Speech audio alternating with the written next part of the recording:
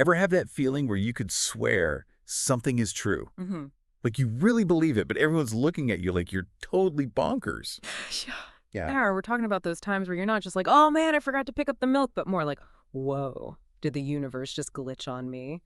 That's the Mandela Effect we're diving into today, folks. This wild ride where a whole bunch of people share the same crystal clear memory, but it's totally wrong.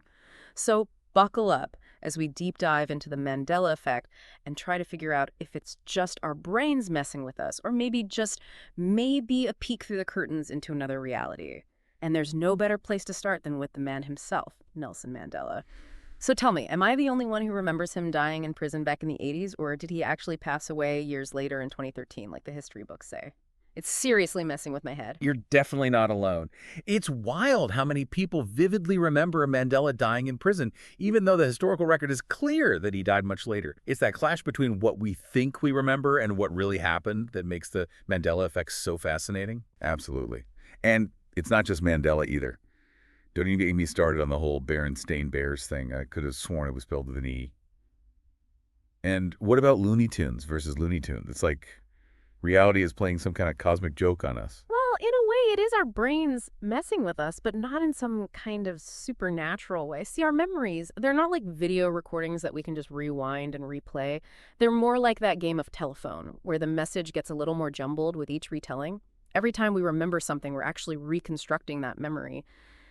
And that process, well, it's influenced by all sorts of things, other people's stories, news articles, even our own biases. For example, there's this thing called confirmation bias, where our brains tend to grab onto anything that supports what we already believe, even if it's not quite right. So you're saying with the Berenstain Bears thing, maybe our brains are drawn to Skagari-Lanad Yeah. because it's a more familiar ending. It's like our brains are trying to help, but end up making things even more confusing. Exactly. And then there are these things called source monitoring errors, where we mix up, where we learn something. Like we might have heard a rumor about Mandela's death in the 80s, and over time, our brains start to think that rumor was a real memory. So that's the psychological explanation. But what about the really out there stuff? Hmm. Some people talk about parallel universes and alternate timelines. Is there any scientific basis to those ideas? Oh, I totally get the appeal of parallel universes. It's a mind-blowing concept. And to be fair, in the wacky world of quantum physics, there are theories about multiple realities existing all at once. But it's super important to remember that these are just theoretical possibilities, not hard and fast facts. Think about it this way. Just because your favorite sci-fi show has teleportation doesn't mean we can zap ourselves to another galaxy right now. The same goes for quantum physics and the Mandela effect. Just because the theory suggests the possibility of multiple universes doesn't automatically mean the Mandela effect is proof that they're real. So while we haven't quite figured out how to open a portal to another dimension just yet, what does all of this tell us about our own reality? I mean, if our memories are this easily manipulated, how much of what we think is real is actually just our brains making stuff up?